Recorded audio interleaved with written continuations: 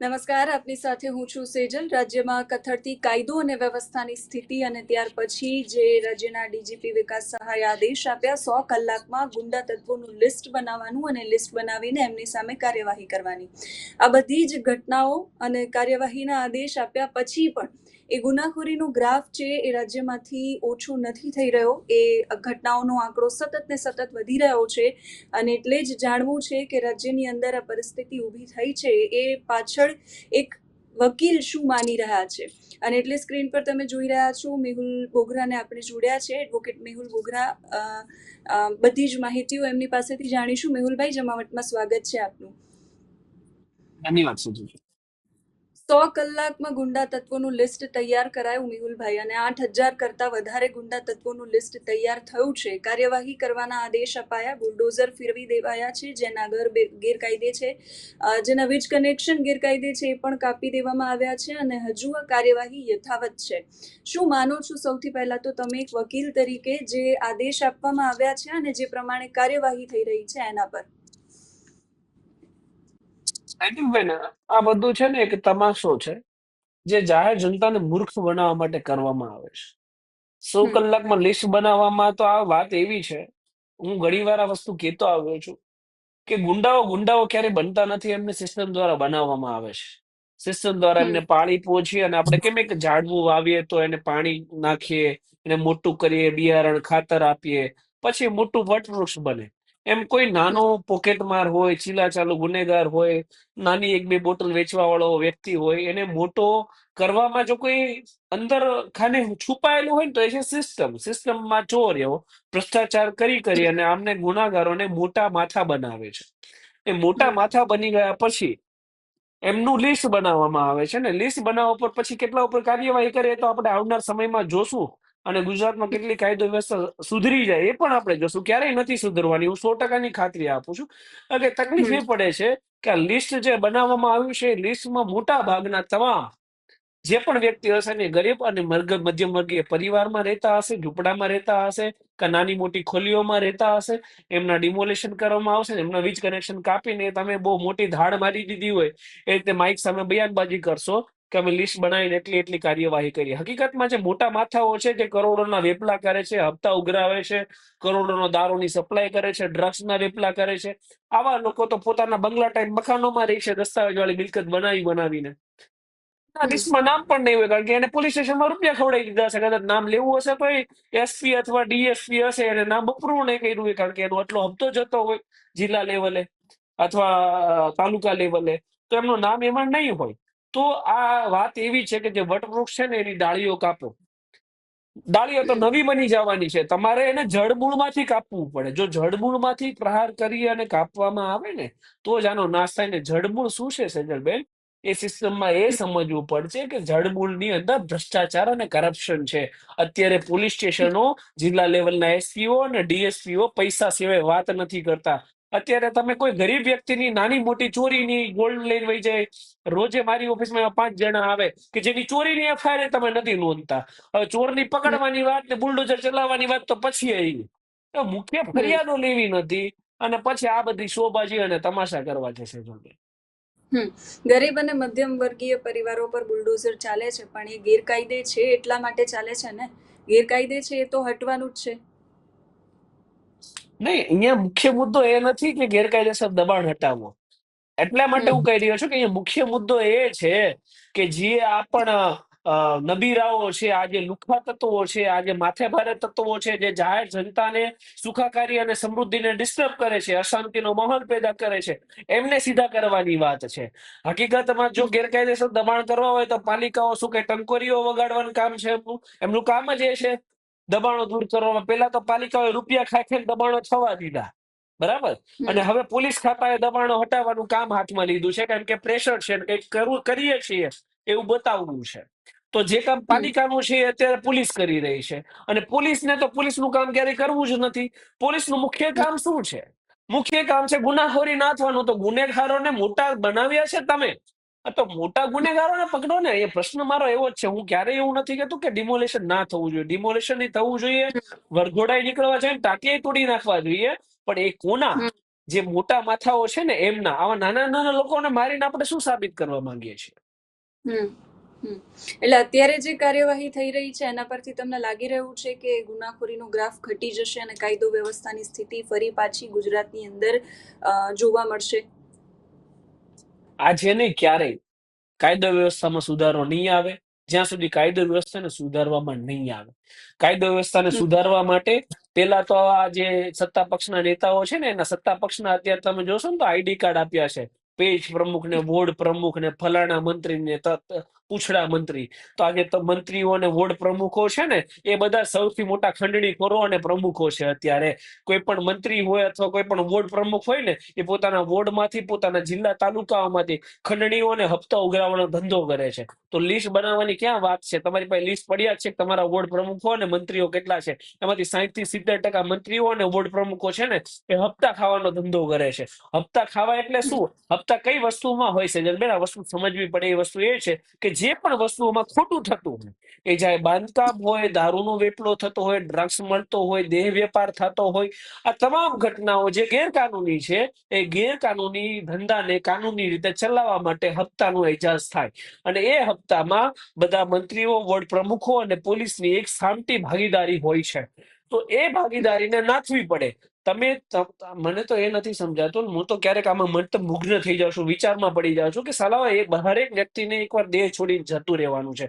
આ જેટલા પણ ભાજપના નેતાઓ છે ને, આ વિચાર ક્યારે કેમ નહીં આવતો હોય કે તમે એક એવી સિસ્ટમ બનાવો કે જેનાથી હરેક વ્યક્તિની સુખાકારી અને સમૃદ્ધિ જળવાય, હરેક વ્યક્તિને ન્યાય મળે. તમે જયારે મરી જશો, તમારી પાસે કદાચ 100 કરોડ 200 કરોડ તમે આ ગોરખ ધંધા કરીને કમાઈ લીધા હશે, પણ તમારા છોકરાને જો સમયાંતરે ન્યાય નહીં મળે તો એ 100 કરોડ ને અને 200 કરોડ ને તમે શું કરી લેશો? તો આ લોકોને હમ જે સિસ્ટમ બનાવવાની છે એ સિસ્ટમ નથી બનાવી રહ્યા. એક ભ્રષ્ટાચારનું એક વટવૃક્ષ બનાવ્યું છે, જેનો શિકાર હમ અત્યારે એક સામાન્ય અને મધ્યમ વર્ગીય પરિવાર બને છે. ફજલભાઈ, હમ. એક નવો ટ્રેન્ડ હમણાં મેહુલભાઈ શરૂ થયો છે, રસ્તા પર ન્યાય કરી દેવાનો. એ પછી પોલીસ કર્મચારી હોય કે પછી કોઈ સામાન્ય માણસ પણ કેમ ના હોય. ગોંડલની અંદરથી ઘટના સામે આવી. અગાઉ અરવલ્લીમાં પણ થયું હતું. અરવલ્લીમાં મંત્રી પુત્રોએ ચાઇનીઝની લારી ચલાવતા એક વ્યક્તિને જાહેરમાં માર માર્યો હતો અને ઢોરમાર માર્યો હતો. પોરબંદરમાં પોલીસમાં કામ કરતા વ્યક્તિ સાથે બબાલ થઈ અને એ વ્યક્તિ કદાચ બોલ્યો હશે કે દારૂના નશામાં પણ હશે, તો એની સામે પણ એ પ્રકારની કાર્યવાહી કરવામાં આવી. પોલીસે ભેગા મળીને વ્યક્તિને માર્યો. આ જે આખો નવો ટ્રેન્ડ શરૂ થયો છે રસ્તા પર ન્યાય કરી દેવાનો, એ કઈ રીતે બદલી શકાય? અગેન અહીંયા હમણાં તો મેં 2 દિવસ પહેલા ન્યુઝપેપરમાં એવું વાંચ્યું હતું કે હાઈકોર્ટના જજના ઘરેથી રૂપિયાના ઢગલા માર્યા છે. તો હમ કોલેજિયમથી કોલેજિયમથી નિયુક્ત થઈ ગયેલા જજો છે સિસ્ટમની અંદર હાલ, જે સરકાર દ્વારા ડાયરેક્ટ નિયુક્ત કરવામાં આવે છે. બીજી હમ વસ્તુ તો એમાં ન્યાય તંત્ર વિશે જાજુ બોલવાનું ના હોય, કારણ કે લોકો જાણે જ છે કે અત્યારે સિસ્ટમમાં શું ચાલી રહ્યું છે. તમે ગોંડલની વાત કરી એટલે સ્પેશિયલી કહું છું કે એ ગોંડલની અંદર એ રાજસ્થાનમાં જોઈએ તો આંદોલન થાય છે, કારણ કે જેની સામે ફરિયાદ કરવી છે એ વ્યક્તિઓ રાજકારણની ધુરંધરો છે અને ગોંડલમાં પોતાની આગવી છબી ધરાવે છે ક્રાઇમ માટે. કઈ સારી છબી નથી ધરાવતા, એ પણ જણાવી દઉં કે એક હમ ગુનેગાર છે જેને હાઈકોર્ટે લાઈફ ઇમ્પ્રિઝનમેન્ટ છે ને અપહોલ્ડ કરી છે કે ભાઈ તને આજીવન સજા થવી જોઈએ. એવો એક રીઢો ગુનેગાર છે, જે રીઢો ગુનેગાર પોતાની જાતને ગોંડલના મહારાજા સમજે છે, ગોંડલના મહારાજમાં સ્વરૂપે ગોંડલની તમામ સત્તા પોતાની હાથમાં રાખે છે. અને મેં તો ત્યાં સુધીની વાત સાંભળી છે કે ગોંડલની અંદર કોઈ ગુનો થાય તો પોલીસ સ્ટેશનમાં પ્રોડક્શન થાય, કોર્ટમાં પ્રોડક્શન થાય, એક અલગ વસ્તુ છે. પણ તો આ જે પણ મોટા માથા છે એના ફાર્મ હાઉસમાં અલગથી પ્રોડક્શન કરવામાં આવે રિમાન્ડ કરવા માટે.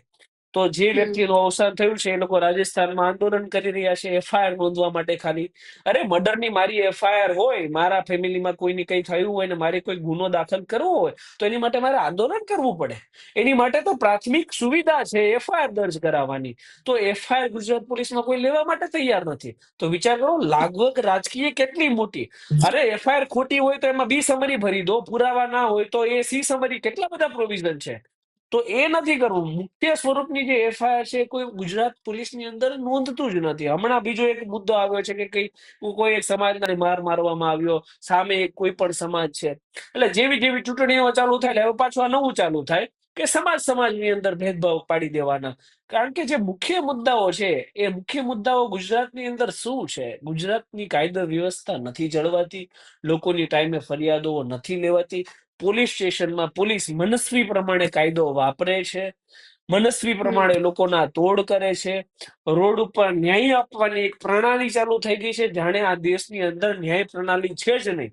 અને હમ હાઈકોર્ટને શું મોટો કરવાની સત્તા શા માટે આપવામાં આવી છે એ પણ મને નથી સમજાતું. કે ભારતના બંધારણની ધારા આર્ટિકલ 200, 126 એ કોઈ પણ હાઈકોર્ટ છે એને રીટ પિટિશન સ્વરૂપે શું મોટો લેવાની સત્તા આપે છે. તો આ હમ જેટલી ઘટનાક્રમ બને છે, વરઘોડા કાઢે છે, રોડ ઉપર ટીપી નાખવામાં આવે છે, તો કોઈ પણ હાઈકોર્ટ અથવા ચીફ જસ્ટિસ પાસે નવરાઈ પણ સુદ્ધા નથી કે મારા હમ રાજ્યની અંદર એટલા ખોટા કામ થાય છે, તો એક ન્યાયાધીશ તરીકે મારી જવાબદારી છે કે હું આ ઘટનાને શું મોટો લઉં અને રાજ્ય સરકાર પાસેથી જવાબ માંગુ. તો એ પણ નથી થતું. એટલે ચાહે હમ ન્યાયતંત્ર હોય, ચાહે પોલીસ તંત્ર હોય, એ મને ક્યારેક ક્યારેક એવું લાગે છે કે માત્ર ને માત્ર લોકોના ભોગ લેવા માટે બની હોય, ન્યાય આપવા માટે નહીં, એવું લાગે છે સેજલભાઈ. હમ ગોંડલની અંદર જેની ઘટના બની બે એના પહેલા પોરબંદર, સુરત, અમદાવાદ અને અમદાવાદના વસ્ત્રાલમાં જે થયું ત્યાર પછી પોલીસ આખી આમ સફાળી જાગી ગઈ અને કુંભકર્ણની દિશામાં સૂતેલી પોલીસ હોય એવી રીતે જાગી અને હવે કાર્યવાહી શરૂ કરી છે. સવાલ આમ તો તમે માહિતી આપી પણ છતાં એ ડીપમાં જાણવું છે કે પોલીસ પાસે શું એવો અધિકાર છે કે જાહેરમાં રોડ ઉપર દંડા મારી શકે, આરોપીઓને એ વરઘોડો કાઢી શકે, એ પ્રકારની કાર્યવાહીઓ કરી શકે જાહેરમાં? એમાં એવું છે કે જ્યારે કોઈ પણ વ્યક્તિને પોતાના મંત્રાલય પર ખતરો લાગે ને, મંત્રી હોય અને મંત્રાલય પર ખતરો લાગે કે આપણા હાથમાંથી મંત્રાલય જાય એમ છે, કેમ કે આપણે આ મંત્રાલયને સુદૃઢતાથી સાચવી શક્યા નથી, કાયદો વ્યવસ્થાની જાળવણી કરાવી શક્યા નથી, લુખ્ખા તત્વો બેફામ થઈ ગયા છે રોડ ઉપર. એટલે હમ પોતાનું પદ ટકાવી રાખવા માટે, મંત્રી પદ ટકાવી રાખવા માટે એ જાહેર રોડ ઉપર સીન સપાટા કરે. એ સીન સપાટા હમ શું કરે કે ભાઈ જે કઈ ગરીબ લોકો છે અથવા જે કઈ આતંક મચાવનાર તત્વો છે એમને રોડ ઉપર હમ દંડા ફટકારો, જેનાથી જાહેર જનતામાં આપણે એવો સંદેશ બેસાડી શકીએ કે નહીં, હજી કાયદો વ્યવસ્થા અમારા હાથમાં છે, અમે અમારા કંટ્રોલમાં રાખીએ છીએ. પણ એ વાત એમને માનવી પડશે કે તમારાથી કાયદો વ્યવસ્થા ગુજરાતની જળવાતી નથી.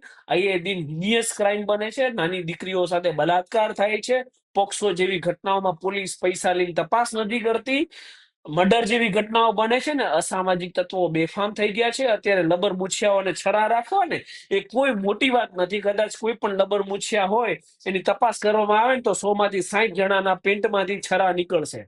આવો ઘાટ હમ ગુજરાતની અંદર છે. ગુજરાત એ મિની એમપી યુપી બની ગયું છે, જ્યાં લુખ્ખા તત્વો બેફામ થઈ ગયા છે અને ક્રાઇમ કંટ્રોલ છે એમનાથી થતો જ નથી. આ ખાલી આંકડાકીય માહિતી છે, કેમ કે ગુના નોંધ્યા જ નથી તો પછી આંકડાકીય રીતે તો તમે એવું બતાવી શકશો ને કે ગુનાખોરી ઓછી થઈ ગઈ છે. હકીકતમાં ગુજરાતમાં ગુનાખોરી એ પ્રબળ ચાલે છે અને એનું મુખ્ય કારણ એ જ છે કે પોલીસ એ ન્યાય વ્યવસ્થાને અનુરૂપ નહીં, પરંતુ ગાંધીજી એટલે કે નોટોના સ્વરૂપમાં, નોટાના અનુરૂપ અને પૈસાથી ચાલતી થઈ ગઈ છે. ઘણી વખત એવું બનતું હોય, જેમ કે ગોંડલની ઘટના બની તો પાટીદાર સમાજના સગીર યુવકને માર માર્યો એટલે સમાજ સામે આવ્યો, જેની સંખ્યા બહુ જ મોટા પ્રમાણમાં છે અને સમાજ બોલે તો એની અસર પણ થતી હોય છે અને પરિણામે ફરિયાદ પણ લેવી પડતી હોય છે. સામે ક્ષત્રિય સમાજ છે, એમણે પણ રેલી કાઢી. ઘણી વખત એવું થતું હોય કે કોઈ નાના સમાજમાં કોઈ સામાન્ય વ્યક્તિ સાથે એવું થાય કે એના પર ટોર્ચર કરવામાં આવે કે એને મારવામાં આવે કે બીજી કોઈ પણ XYZ પ્રવૃત્તિઓ થાય તો પોલીસ ફરિયાદ જ નથી લેતી. ઘણી બધી ઘટનાઓમાં નથી લેતી. જે પોરબંદરની ઘટનામાં પણ એ સામે આવ્યું, અરવલ્લીમાં પણ એવું જ હતું. એવી ઘટનાઓ જ્યારે બને ત્યારે એક સામાન્ય માણસ શું કરી શકે? તો આ એ હમ મુખ્ય મુદ્દો જે છે કે તમે જે હમ મુદ્દાઓ જોવાના છે ને એ નથી જોતા. તમે દેશને જાતિ, જ્ઞાતિ, ધર્મ આના આધારે બાટી અને એક પાપ કર્યું છે. જે પાપના હમ અનુસંધાનમાં તમે એક પોલિટિકલની વાહવાઈ કરવા માટે, પોલિટિકલ પાર્ટીને ચાટવા માટે તમે દેશને ભાગલામાં પાડ્યો છે. આ વ્યક્તિને માણસ, આ દેશના જનતાને માણસ તરીકે ના જોતા તમે જાતિ, જ્ઞાતિ અને ધર્મના આધારે ભાગલા પાડીને જોયા છે.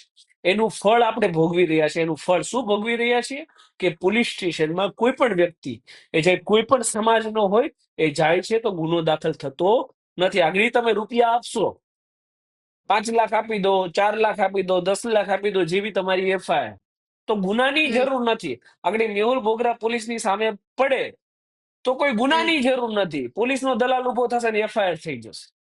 તો પોલીસનો ઈગો હર્ટ થાય, પોલીસને પૈસા મળે અથવા હોમ મિનિસ્ટ્રીમાંથી ફોન આવે તો સીધી એફઆઈઆર થઈ જશે, બાકી એફઆઈઆર નહીં થાય.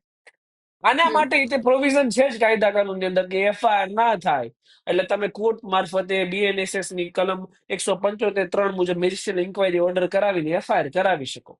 પણ તકલીફ અહીંયા એવી આવે છે સેજલબેન, કે જે એફઆઈઆર પ્રાથમિક દ્રષ્ટિએ સીધી જ થવી જોઈએ, પોલીસ સ્ટેશનમાં જઈ અને મુખ્ય મુદ્દાની મારી એફઆઈઆર નોંધાઈ, જે 24 કલાકની વસ્તુ છે, એ કોર્ટમાં જવાથી 6 થી 8 મહિનાની થઈ જાય છે. 6 મહિને તો માત્ર ગુનો નોંધાય, પછી તપાસ હમ થાય અને ઇન્વેસ્ટિગેશન. ફરીવાર આપણા સિસ્ટમની લાચારી એટલી છે બેન, કે જે પોલીસે હમ આપણે ગુનો નથી નોંધ્યો ને XYZ કારણોથી, એ જ પોલીસ હમ આપણા ગુનાની તપાસ કરશે. તો હવે હમ વિચારો કે જેને XYZ કારણોથી પૈસા લઈને કે પોલિટિકલ પ્રેશરથી આપણી એફઆઈઆર નથી નોંધી, એ વ્યક્તિ આપણા ગુનાની તપાસ શું કરશે? ચાલો કોર્ટમાંથી તો આપણે ઓર્ડર લઈ આવે કે એફઆઈઆર નોંધો, તો ગુનાની હમ તપાસ શું કરશે?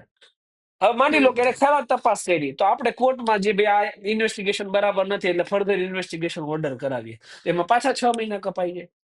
તો જે હમ વ્યક્તિનો એક કેસ છે જે 6 મહિના વર્ષ દિવસની અંદર પૂરો થઈ જવો જોઈએ, એને એક આખી પેઢી પૂરી થઈ જશે એક કેસનું નિવારણ લાવવા માટે.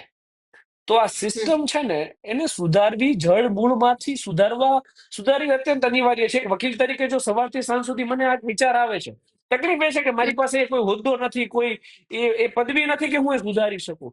તો જેને હમ અમે વોટ નાખ્યા છે એ વ્યક્તિને સવારથી સાંજ સુધી આ વિચાર આવવો જોઈએ કે અમે જનતાની સુખાકારી માટે એવું શું કરી શકીએ. વિધાનસભામાં બહુ હોળી ધૂળેટી રમી લીધી, વિધાનસભાની અંદર તમે બહુ કલાકારોને બોલાવી લીધા, બહુ તમારી પોલિટિકલ પાર્ટીઓની વાહવાઈ કરી લીધી, પણ વિધાનસભા જેની માટે છે એનો તો ઉપયોગ કરો. વિધાનસભા શા માટે હોય છે? કે જે હમ કાયદાઓના લૂપહોલ્સ છે, જે કાયદાઓમાં છટકબારીઓ છે, એ કાયદાઓને સુદૃઢ બનાવવા માટે, એની છટકબારીઓ કાઢી અને એક મજબૂત કાયદાઓનું નિર્માણ કરવા માટે વિધાનસભા અને લોકસભા હોય છે. એ તમારી હોળી ધૂળેટી રમવા માટે નથી હોતી. પણ આ ચોરોને જેમને આપણે ચૂંટીને વિધાનસભામાં મોકલ્યા છે, એટલી ક્લિયર કટ મેજોરિટી હોવા છતાં જનતાની સુખાકારી માટે કઈ કરી કેમ નથી શકતા, એ મને નથી સમજાતું છે. હમ અંતિમ સવાલ મેહુલભાઈ આપને એ પૂછવો છે કે છેલ્લા 10 વર્ષોમાં, આમ તો એના કરતા વધારે સમયથી, માત્ર કાયદો અને વ્યવસ્થાની સ્થિતિ બગડી છે એવું જ આપણે ન કહી શકીએ, સમાજની પરિસ્થિતિ પણ બગડી છે. સોશિયલ મીડિયા કહો, અસામાજિક તત્વો કહો, નશાખોરી કહો, એટલે બધા જ કારણો જવાબદાર છે અને એની સામે સાંપ્રત રીતે પોલીસનું પોલીસિંગ પણ બદલાયું છે. સવાલ આપને એ પૂછવો છે કે કરવું શું જોઈએ? અત્યારે આ કાયદો અને વ્યવસ્થાની પરિસ્થિતિ આ લેવલ પર આવીને ઊભી છે, એક વકીલ તરીકે તમે શું માનો છો કે શું કરવું જોઈએ સરકારે અને પોલીસે બંને? અગેન, જ્યારે સમય બદલાય ને, તો સમયના અનુસાર આપણે કાયદો વ્યવસ્થાઓને બદલાવવી પડે, એને હમ ડિજિટલ યુગની અંદર ડિજિટલાઇઝ કરવી પડે. અત્યારે તમે એફઆઈઆર નોંધવા બેસો, બરાબર, નોંધાતી તો નથી, કદાચ બેસી જાઓ તો સવારથી હમ એફઆઈઆર ટાઈપ કરવાનું ચાલુ થાય, 6-7 કલાકે એફઆઈઆર ટાઈપ થઈ રહી. તો અગેન હમ એમાં પણ ડિજિટલ સિસ્ટમ હોવી જોઈએ. વર્બલી એફઆઈઆર નો પણ ઓપ્શન આવવો જોઈએ. કોઈ પણ વ્યક્તિ મૌખિક એની ફરિયાદ આપી શકે અને મૌખિક જ રેકોર્ડ કરવાની. અને અગેન આમાં વસ્તુ એવી છે કે સમય સંજોગો બદલ્યા છે ને, એમાં બહુ બધી પરિસ્થિતિઓ બદલાયેલી છે, લોકો પણ બદલ્યા છે, લોકોના ક્રાઇમ રેશિયોમાં લોકોનું ક્રિમિનલ માઇન્ડ સેટ પણ બન્યું છે, એમાં ના નથી. પણ તો વસ્તુ હમ એવી છે કે આપણા ગુજરાતમાં પ્રાચીન કાળથી એક કહેવત છે કે સોટી વાગે સમસમ, વિદ્યા આવે રમઝમ. આપણે એવું ના કહી શકીએ કે ચોરો વધી ગયા છે, મર્ડર કરવા હમ વાળા વધી ગયા છે, નશો નું સેવન વધી ગયું છે એટલે ક્રાઇમ થઈ રહ્યા છે. સરકારનું કામ જ એ છે ક્રાઇમને અટકવાનું, જનરેશન સુધારવાનું, કાયદો વ્યવસ્થા એવી સુદૃઢ બનાવે કે ઓટોમેટિક જનરેશન છે એ કંટ્રોલમાં આવે. એમ તો અમેરિકામાં ઘરે ઘરે બધા પાસે ગન છે, તો કઈ રોજબરોજ કઈ મર્ડર થઈ જાય? ના થાય. ગન આપી છે તો એને અનુરૂપ એ લોકોએ સિસ્ટમ બનાવી છે કે જેનાથી ક્રાઇમને કંટ્રોલ કરી શકાય. હું તમને એક ઉદાહરણ આપીશ બેન, કે હું કારણ કે વકીલ તરીકે કામ કરી રહ્યો છું, તો વર્ષ 2018 પહેલા એવું હતું કે કોઈ પણ સોશિયલ મીડિયામાં કોઈનો ભ્રષ્ટાચારનો એક વિડીયો વાયરલ થાય ને, ઇન્કવાયરી બેસી જાય, ડિસમિસલ થઈ જતું, વ્યક્તિઓ ડરતા. વર્ષ હમ 2022 સુધી એવો સિનારીઓ આવ્યો કે નીચલા વર્ગના જે કર્મચારીઓ હોય ને એની ઉપર કાર્યવાહી કરીને રફે તફે કરી નાખે. વર્ષ હમ 2022 પછી આ ડિજિટલ યુગમાં લગભગ રોજ બરોજ કોઈ ના કોઈ વ્યક્તિનો ભ્રષ્ટાચારનો સોશિયલ મીડિયામાં વિડીયો વાયરલ થાય છે.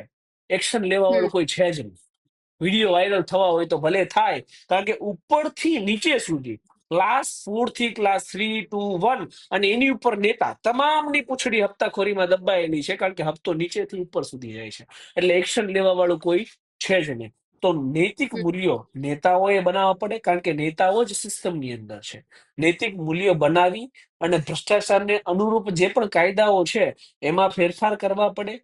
ભ્રષ્ટાચાર સંબંધી ફાંસીની સજાની જોગવાઈ કરવી પડે. 6 મહિનાની અંદર એની ટ્રાયલો પૂરી કરવી પડે. અને જે કાયદો વ્યવસ્થા છે એમાં જો સમય લિમિટ હરેક વસ્તુની અંદર આવે, રાઈટ, હરેક વસ્તુની એક સમય મર્યાદા હોય. વ્યક્તિનું જીવન ફિક્સ છે 100 વર્ષ માટે. તો કાયદો વ્યવસ્થામાં એક સમય મર્યાદા નક્કી કરવી પડે કે 24 કલાકમાં એફઆઈઆર થાય, 10 દિવસની અંદર ચાર્જશીટ થાય અને 6 દિવસની અંદર, સોરી, 6 મહિનાની અંદર ન્યાય મળી જાય. જો આવી વેલ એસ્ટાબ્લિશ સિસ્ટમ ઊભી થાય અને ભ્રષ્ટાચાર માટે એક સુદૃઢ કાયદો બને, જો ફાંસી તમે આપી શકતા હોય ને ભ્રષ્ટાચાર માટે, એવો કોઈ કાયદો બને ને, તો પછી આ સિસ્ટમમાં સુધાર આવે છે. પોલીસમાં કેટલો બદલાવ આવવો જોઈએ, પોલીસની કામગીરીમાં? પોલીસ માટે તો આપણે કદાચ, હું અત્યારે સમયનો અભાવ છે એટલે શોર્ટમાં કહીશ. પોલીસની કામગીરી માટે હોમ મિનિસ્ટર સૌથી મોટું મહત્વનું પરિબળ હોય છે કે પોલીસ માટે શું કરી શકે છે. પોલીસ બળ ઓછું હોવું, પોલીસ સ્ટેશનની અંદર પોલીસ કર્મચારીઓની નિષ્કાળજી, કામનું ભારણ, આ બધા પરિબળો જવાબદાર છે આની અંદર. જ્યાં સિટીની અંદર 70 લાખની વસ્તી છે ત્યાં 6,000 પોલીસ કર્મચારી, સુરતની વાત કરું છું, 6,000 પોલીસ કર્મચારીઓ ના ચાલે. ત્યાં 60,000 પોલીસ બળનો કાફલો હોવો જોઈએ. પોલીસ કર્મચારીની મિનિમમ સેલેરી 1 લાખ રૂપિયા હોવી જોઈએ. પોલીસ કર્મચારીની ડ્યુટી 8 કલાકથી વધારે ના હોવી જોઈએ. જેનથી એ માનસિક તણાવ નહીં અનુભવે તો કોઈ પણ વ્યક્તિ સાથે તોછડું વર્તન નહીં કરે. પોલીસ કર્મચારીનો 100 કિલો કરતા વધારે વજન હોવો ના જોઈએ. જો 100 કલાક કરતા વધારે જાય છે તો એને ડાઉન કરીને ફરીવાર પછી જે નોકરીમાં આવી શકે ત્યાં સુધી નોકરીમાં ના આવે. કે એકવાર ક્લિયર કટ કોઈ વિડીયો આવે છે જેમાં કોઈ પણ પોલીસ કર્મચારી પૈસા લેતો પકડાય છે તો એનું ડિસમિસલ જ થવું જોઈએ. સસ્પેન્શનનો કોઈ ઓપ્શન જ ના હોવો જોઈએ, કારણ કે લાખો ઈમાનદાર લોકો છે જેને પોલીસની નોકરી જોઈએ છે. પ્લસ સૌથી વધારે મહત્વની વાત એવી છે કે પોલીસ બળને નિભાવતો, પોલીસ બળનું હેન્ડલિંગ કરતો હોમ મિનિસ્ટર એ પોતે ઈમાનદાર હોવો જોઈએ, એ પોતે કૌભાંડી ના હોવા જોઈએ. જો આવો માહોલ બને તો પછી રાષ્ટ્રનું અને રાજ્યનું કલ્યાણ થાય છે. જલ્દી આભાર મેહુલભાઈ જમાવટ સાથે જોડાવા માટે, અને અપેક્ષા એ રાખીએ કે કાયદો અને વ્યવસ્થાની સ્થિતિ ફરી એકવાર ગુજરાતમાં જોવા મળે અને શાંતિ, સલામતી અને સુરક્ષા એ ગુજરાતીઓ, દરેક ગુજરાતી મહેસૂસ કરી શકે. ગુજરાત બહારથી આવતા લોકો પણ એને મહેસૂસ કરી શકે. અત્યારે આ વિડીયોમાં બસ આટલું જ. નમસ્કાર. ધન્યવાદ.